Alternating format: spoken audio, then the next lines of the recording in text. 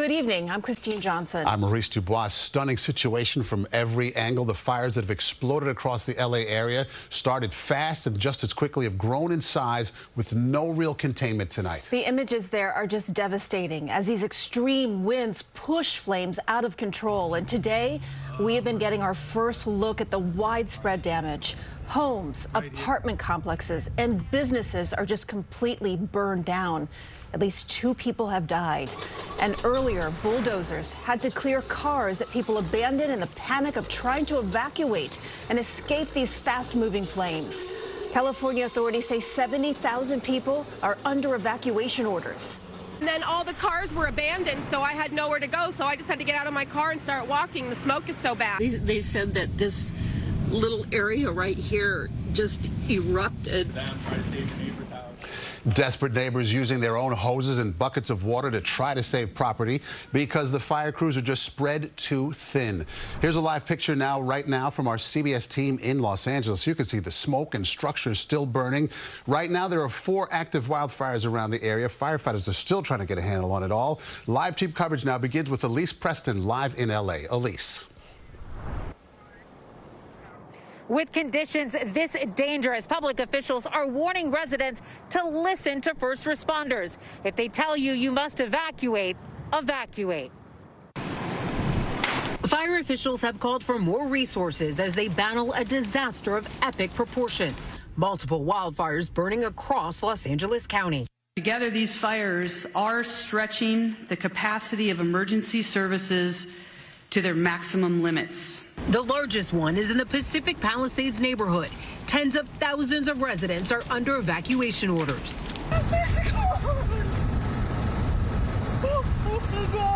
At the Eaton fire, which broke out Tuesday night near Pasadena, some homeowners returned to see their houses destroyed. It's my whole life. Everything was in there. So lost everything. You can see just how powerful these winds are. These wind gusts have topped out at about 100 miles per hour, and that is what is making these 4 fires so dangerous. You know, it's really scary when you can see the flames coming up over the houses 2 blocks away. As the fires continue to spread, public safety officials are asking people to be ready if necessary. Make sure you have your essentials, your important paperwork, your medications, things that you can take, your phone charger. They say anyone who stays put is not only risking their own lives, but putting emergency workers' lives in jeopardy too. Now, many celebrities and Hollywood stars call this area home. They are among the many who have been forced to evacuate.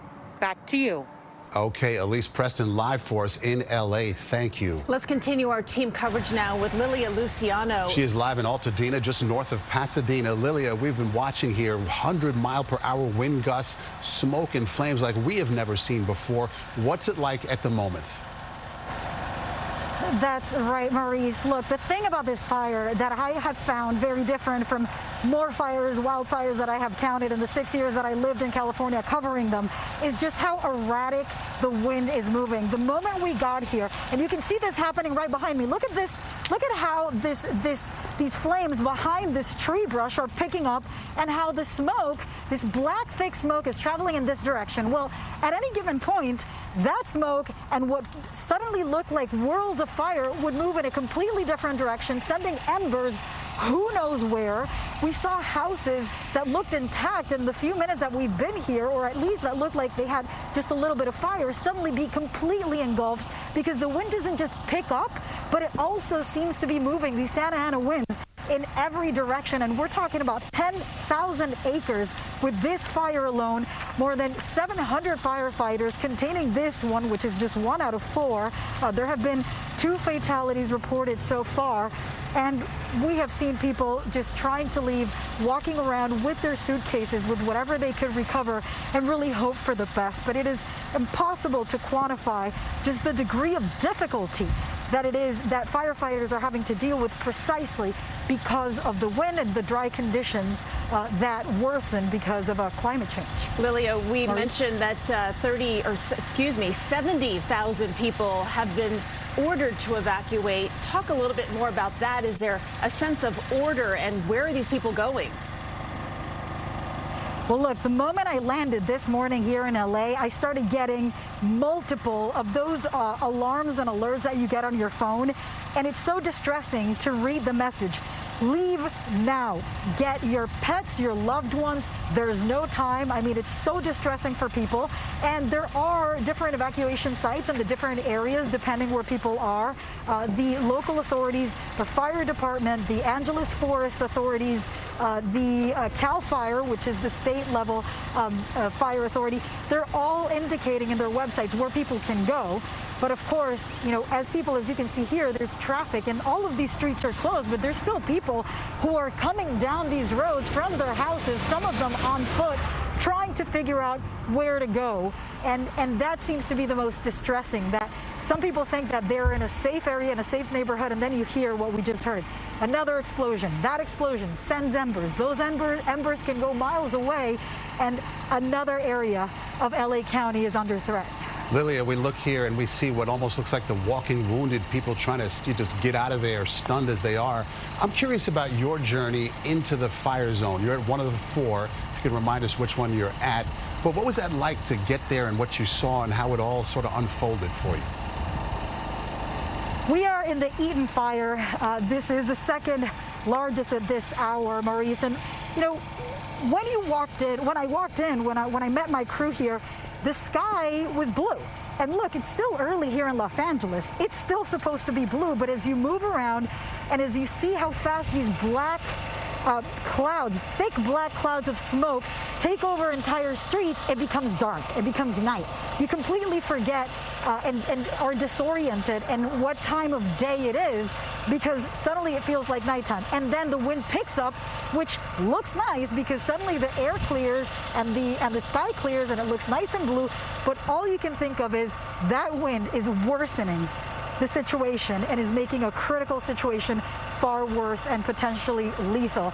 The other thing that strikes me as interesting is just how, you know, firefighters, I've seen them trying to stop, to contain, to work on the fire line, to contain more houses from getting burned. But I've also seen how something that started like this within seconds becomes unmanageable, and then they kind of move on and they have to go somewhere else where there's something that can actually be safe.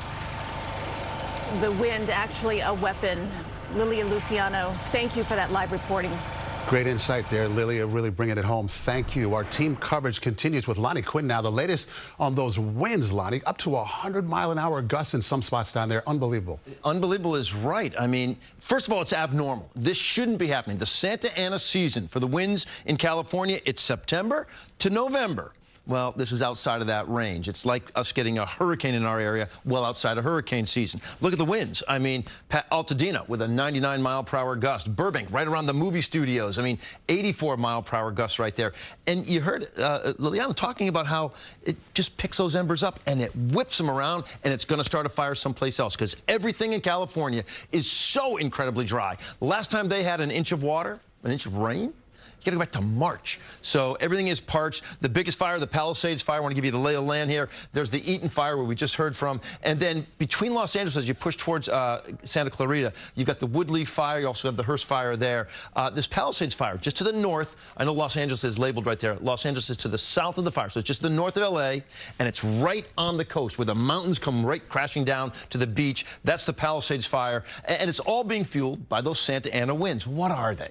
It's a high-pressure system that forms north and to the east of Los Angeles, all right? As it spins, it's generating those winds. They come down the mountains, okay? So a sinking wind is a drying wind, so that air is getting dry. Then it gets to the desert. Now it starts heating up, and now it gets even more dry. And as it gets funneled, all right, from inland toward the beaches, it's coming through these mountain passes. And I often tell you, it's like having a garden hose. The water's coming out. Once you make that opening smaller, like a mountain pass, that water is going to start whipping out as you put your thumb over the end of that hose. And that's what those winds are doing. I mean, just crazy numbers. 100-mile-per-hour winds, they back down a little bit, but it's a little bit. I mean, a 70-mile-per-hour wind, better than 100, but still, that's impossible to fight a fire. As we look ahead, by tomorrow morning, the winds will probably be way down to mostly single digits, but get the heating of the day, they're back up to maybe some 35-mile-per-hour gusts, but we are moving at least in the right direction with the winds getting lower as opposed to stronger. Unfortunately, no big rain in this forecast. Guys, it's all yours. Lonnie, this is supposed to be rainy season in California. Climate change, what's going on? You betcha. Okay, a lot of this has to do with a warmer environment, but you're right. You should be getting into some rains right now, and you shouldn't be having these winds. Someone has got to tell, Mother Nature what's going on, because they should. The Santa Ana, they almost turn off like a spigot, if you will. You get to, like, say, December 1st, they just aren't out there anymore. Well, these are the strongest that we've had, not just this year, in years out in California. Yeah, the driest start to winter in 61 years out there, Lonnie. Look at that, and then look at just last winter, right? With all the rain they picked up, so everything was allowed to get slow lush and grow all over the place, and now you go for a year with no water, that's all dry as a chip. What a situation. Okay, Lonnie Quinn, thank you so much. Yep. And many certainly are dealing with the emotional toll from the devastating fires and how quickly this all happened. Actor James Woods broke down during an interview on CNN. Sarah was on with her 8-year-old niece last night. She came out. I'm sorry. Just, one day you're swimming in the pool and the next day it's all gone. But she came out with her little Yeti piggy bank for us to rebuild our house. Excuse me. The 77-year-old actor said that the winds are so bad he even had a tough time opening the garage door as his family was evacuating. The fire did destroy his home. Of course, we'll be watching closely at these wildfires in California. We'll have another live update at 5:30, and we always will have the latest information on our website, cbsnewyork.com.